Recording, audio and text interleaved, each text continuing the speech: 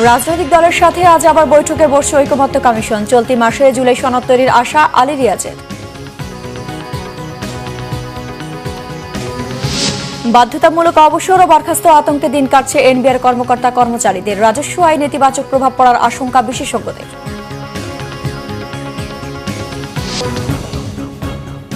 দেখছিলেন crown cement সংবাদ শিরোনাম, এবার বিস্তারিত। সংস্কার ইস্যুতে বিভিন্ন রাজনৈতিক দলের সাথে আজ আবার বৈঠকে বসছে জাতীয় ঐকমত্য কমিশন। এর আগে গত মঙ্গলবার ফরেন সার্ভিস একাডেমিতে জাতীয় ঐকমত্য কমিশনের দ্বিতীয় দফার 14তম দিনের আলোচনার এজেন্ডা ছিল জাতীয় সংসদে নারী আসনে নির্বাচন প্রক্রিয়া, উচ্চকক্ষ গঠন ও সংবিধান সংস্কার। গেল 4 দিনে এ বিষয়ে আলোচনা করেও ঐকমত্যে পৌঁছাতে পারেনি রাজনৈতিক দলগুলো। সংস্কার কমিশন জানিয়েছে, প্রধান দলগুলো পিআর পদ্ধতি বিষয়ে একমত হলেও এ পদ্ধতিতে নিজেদের অবস্থান অনড় বিএনপি। জামায়াত বলছে, অধিকাংশ দল পিআর এর পক্ষে মত দেওয়ায় এ বিষয়ে আর আলোচনা নয়, সিদ্ধান্ত আসতে হবে। কমিশনের সহসভাপতি ড আলী রিয়াজ বলেছেন, সবাইকে মিলিয়ে সাফল্য অর্জন করতে হবে।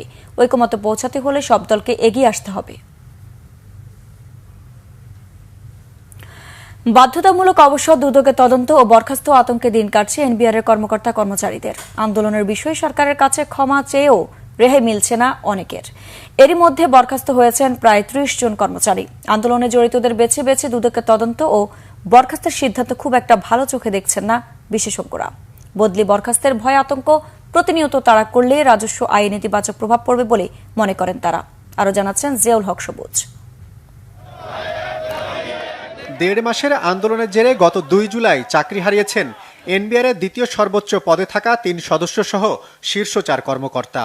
বরখাস্ত হয়েছেন আন্দোলনে নেতৃত্ব দেয়া এনবিআর সংস্কার ঐক্য পরিষদের সভাপতি অতিরিক্ত মহাপরিচালক হাসান মোহাম্মদ তারেক রিকাবদার। দুদকের তদন্ত জালে আটকা পড়েছেন ঐক্য পরিষদের মহাসচিব সেহেলা সিদ্দিকাও। সরকারের বদলির আদেশ প্রকাশ্যে ছিঁড়ে ফেলায় মঙ্গলবার 14 জন এবং গত বুধবার 9 কর্মচারীকে বরখাস্ত করা হয়। সবশেষ গেল বৃহস্পতিবারও 3 কর পরিদর্শকের বরখাস্তের আদেশে সই করেছেন এনবিআর চেয়ারম্যান। বরখাস্তের জন্য চেয়ারম্যানের টেবিলে রয়েছে আরও অনেকের নাম। এ নিয়ে চরম আতঙ্ক বিরাজ করছে এনবিআর কর্মকর্তা কর্মচারীদের মাঝে। এই সংক্রান্ত উপদেষ্টা পরিষদের আহ্বায়ক জানিয়েছেন, সরকারের আস্থা হারানো কর্মচারীদের আশ্বস্ত করার কোনো সুযোগ নেই। এনবিআর কর্মকর্তারা কেউ তো শিশু না, তারা দেখলেন যে 1 বছর তাদেরকে অর্থ উপদেষ্টা বারবার এবং আমি এবং রিজওয়ানা আপা সহ আমরা মিটিং করে তাদেরকে আশ্বস্ত করার চেষ্টা করছি। এখানে তো অভয় দেওয়ার কিছু নাই। এনবিআর এর কর্মকর্তারা সরকারের আস্থা হারাইছেন। আপনি যেটা বলছেন ঠিক তার উল্টা। এখন এনবিআর কর্মকর্তা তাদের আচরণের মাধ্যমে আস্থাটা ফিরিয়ে আনতে হবে। তবে এনবিআর এর সাবেক সদস্য ও সাবেক এই সচিব মনে করেন, আন্দোলনের নামে চরম বাড়াবাড়ি করেছেন কর্মচারীরা। তবে বেছে বেছে দুদকের তদন্ত বা বরখাস্তের ফল ভালো হবে না এমন মত তার। আমাদের যে কর রাজস্ব, এটা কিন্তু মোট রাজস্বের 85%-এর বেশি, এবং এই কর রাজস্বটা প্রায় সম্পূর্ণভাবেই জাতীয় রাজস্ব বোর্ড আদায় করে। সেখানে যদি ভয় কাজ করে, সেখানে যদি আতঙ্ক কাজ করে, তাহলে এই কর আদায়ে রাজস্ব বৃদ্ধির যে লক্ষ্য, এটা কিন্তু বিঘ্নিত হতে পারে, হওয়ার আশঙ্কা থাকে। সুতরাং আমার মনে হয় তাদের মধ্যে ভয় আতঙ্ক দূর করে আলোচনার মাধ্যমে সমাধান করে আমার মনে হয় এমন একটা পরিস্থিতি সৃষ্টি করা উচিত যাতে করে আমাদের পারস্পরিক আস্থা থাকে এবং তারা তাদের সমস্ত যে শক্তি এটা রাজস্ব আদায়ে ব্যয় করতে পারে। এনবিআর এর কাজে গতি আনতে নীতি ও বাস্তবায়ন বিভাগ আলাদা করার পাশাপাশি আন্তঃক্যাডার দ্বন্দ্ব দূর করার তাগিদ দেন তিনি। জিয়াউল হক সবুজ, বাংলা ভিশন, ঢাকা। দিনাজপুরে চালের বাজারে অস্থিরতা বাড়ছে। সব ধরনের চাল বস্তা প্রতি বেড়েছে 200 থেকে 300 টাকা। বিপাকে মধ্যবিত্ত ও খেটে খাওয়া সাধারণ মানুষ। মিল মালিকরা দফায় দফায় দাম বাড়াচ্ছে বলে অভিযোগ বিক্রেতাদের। তবে ধানের দাম বৃদ্ধিকেই এর মূল কারণ হিসেবে দুষছেন চালকল মালিকরা। দিনাজপুর থেকে সুব্রত মজুমদার ডলারের পাঠানো তথ্য ছবিতে ডেস্ক রিপোর্ট।